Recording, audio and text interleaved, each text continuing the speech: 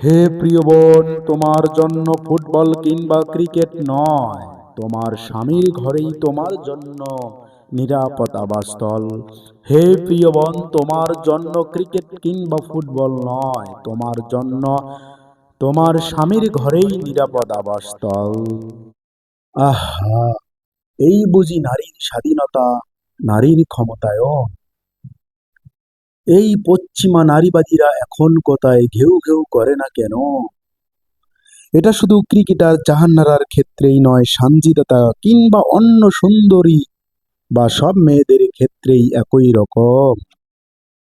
একটা মেয়েকে পিরিয়ড শেষ হলে দেখা করতে বলা হয়, তাও জাতীয় দলের পরিচিতি মুখ।